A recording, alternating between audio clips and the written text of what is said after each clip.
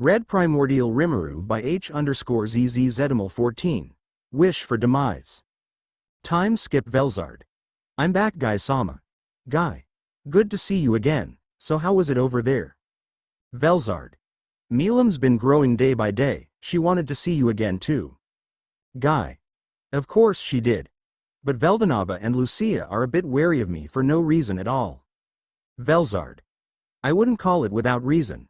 Me and Velzard have been getting along pretty well. I showed her around a lot of our facilities and didn't educate her too much because she got the gist of it. She's pretty chill now and helping out around the place, aka lazing and doing nothing. Velzard waltzed over to the table where I was having some afternoon snacks and took a chocolate chip cookie from the plate. Guy. There's a drink for you too, prepared it as you arrived. Velzard. How courteous. She smiles and gently picks up the glass cup. She takes a small sip and sits down. Velzard has been in a teenager form for a while now. She's wearing a slightly revealing white and blue dress with black accents along the shoulder and tip of the dress. The dress barely reaches her thigh. Her white hair's wrapped into two buns. Velzard. By the way, Rudra's been looking to have another rematch with you. Guy. That hot-headed idiot again. Velzard.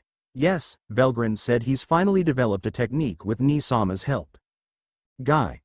Veldanava's always up to some mischief nowadays. Don't tell me he's still pissed about the party a couple years back. Velzard. It's understandable considering that has never happened before, to my knowledge. But then again, he is this world's god. Guy. That just makes it even more remarkable because there's gonna be a heap of things happening in the future. Misery. Guy Sama. Rudra has arrived to battle you again. Guy. That quick? Velzard. Well, he and Velgrind weren't there when I visited, so I assume they departed earlier. Guy. I'm getting bored of him. Hey Misery, can you or Rain fight him in my place? You can knock him out but don't kill him. Misery. Yes, Guy Sama. Why are we entertaining Rudra again? Guy. You can go have a chat with your little sister, Velzard. Velzard. Rudra Pav. Rudra. Hey, Guy, I know you're in there. Come on out from hiding. Rain teleports in front of me close to shocking me as I retort. Rudra. He's so scared that he sent his maids to weaken me first? Rain. HMPH, idiot, you're so weak that even my subordinates can beat you up.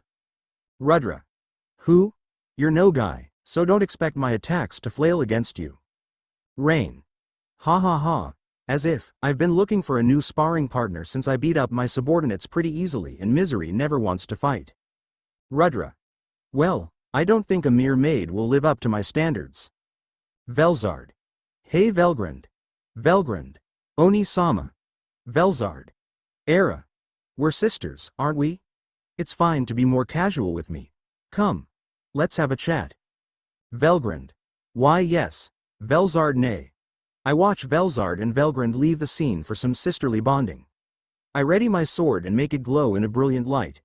It exerts a beam and I direct it towards Rain. It's holy neutralizer, and designed to obliterate any monsters, especially demons. Rain. Hee, wait, she's taking it head on. I watch the beam fly right at Rain's chest and she fully absorbs the beam in seconds. I blink twice, then thrice. Nothing's happening. Rudra. Huh? Rain. Wow, I'm surprised Guy even fought you at all. You're pretty weak. I thought big old Veldanava trained you. Rudra.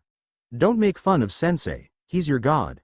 I run at Rain, planning on cutting at least one of her appendages off. Slice Rain. Rudra. Haha, take that you blue dog. Rain. No. Not. Over. She tries to lunge at me, but I dodge and kick her back. She grunts and lays on the ground, hugging her left arm which was severed cleanly. Rudra. That ought to teach you not to underestimate me.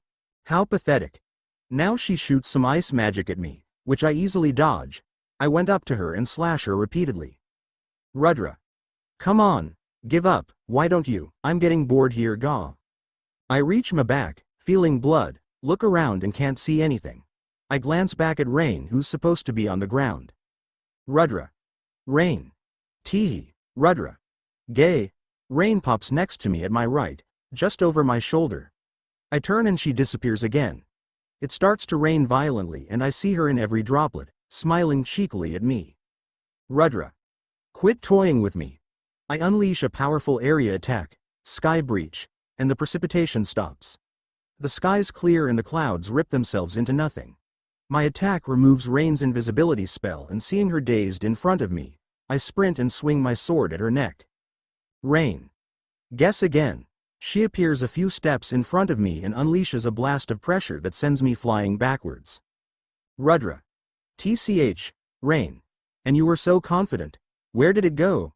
Don't tell me. It was washed away by the rain? Mwahahaha. Misery. Rain, that's far enough entertainment for our guest. We both look at the green-haired demon who walked into our fight. She's wearing a maid uniform, the same as Rain, with mainly a red accent showing her allegiance to Guy. Her face was somber as always and lacked emotion. The polar opposite of Rain, who always speaks her mind. Misery. Guy-sama has sent me here to inform you the Nasca Kingdom has been attacked. Rudra. What? Attacked? Misery. That is all he sent me to say. He also offered to transport you to the kingdom. Rudra. Take me there now. Misery manifests a gate that she said leads to the throne room of the Nasca Kingdom. I walk through without any hesitation. Gaipov. What a bother. I planned to humiliate Veldanava a bit more before the humans got to him. I guess I should have kept a better track of time. I watch from my throne with the help of an observation spell. Seeing Rudra's arrival, he slaughters all the humans involved in the misadventures. I guess I should get going too. After all, I did say I was going to help Milam at the very least. Velzard. Guy. Yeah, I know. I'm about to get going. Velzard and Velgrand group up with me as I teleport to the Nasca Kingdom. The two true dragons cover their mouths. In front of us, there was a blonde man kneeling and sobbing next to two bodies. One of them was a woman with long pink hair, her light blue dress inextricably entangled with deep red blood coming from the center of her body. Next to her, a man with navy blue hair lying on his face. Multiple stab wounds at his midsection and legs. I look behind me. The corpses of multiple hooded individuals can be seen. Some had their upper and lower bodies separated from each other, some were decapitated and they were all stabbed vigorously numerous times. Velgrand. No. Velzard. Milam. Where is Milam? Velzard dashes out of the throne room, frantically searching for Milam. Velgrand stands next to me, switching glances between Veldanava and Rudra. Velgrand. Guy, can't you do something about this? She gawks at me aggressively. Guy. I wish I could, but Veldanava preferred it this way. Velgrand. Oh, what are you going on about? How would you know how my older brother thinks? He has a daughter. Guy. Yeah, I'd love to have recorded that specific moment so I can show you his will. Velgrand. Record? Enough of this mockery. You've been wanting my brother dead for ages. You're behind this, aren't you? She faces me, all puffed up with anger. Rudra suddenly stands, picking up his sword and rotates to face me. Rudra. So that's what all this is about, Still haven't had your share of the fun, that's all, right? They're all turning edgy and hostile real quick. What did I do? All I did was spectate the murders. Velgrand. Your game's end now, Guy. I hope you get somewhere worse than hell. Guy. Oi. Rudra. This is for Veldanava-sensei. For Lucia Nay. Guy. Oi. Velgrand and Rudra bring out their weapons and encase them in magicules. I flap my hands around, trying to defuse the situation and explaining that I didn't orchestrate Veldanava and Lucia's deaths. Velzard. Hey. You guys. Enough. We all turn to the one standing at the entrance to the throne room. Velzard's carrying Milam with one hand. The other was on the doorknob, which looks like it's about to get crushed. Velzard. Guy may be sadistic, but he'd never go to such lengths. My brother told me that Guy was going to help Milam and good-hearted somewhat. Guy. That's an interesting analysis. Velzard. Hush, Guy. Guy. Right. Rudra.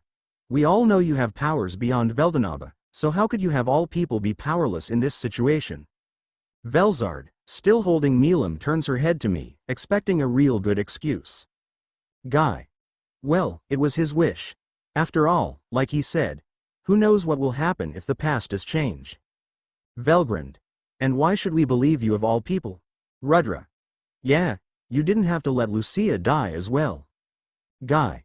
Well, it's all according to Veldanava. Lucia was aware of this as well. Besides, even if Lucia didn't know about this plan, she probably would have taken her own life if she wasn't killed. Rudra. You son of a bitch, Guy. There's a ton of other people who are upset by this, but try not to dwell too long on it. Velgrand. How heartless are you, Guy? Sorry. Well, take your time, take your time. I'll be at my castle if you want a duel. Rudra grips his sword tightly with eyes of bloodlust at Guy, unable to accept Veldanava's and Lucia's wish, and watched as Guy, Velzard and Milam departed together back to the northern continent.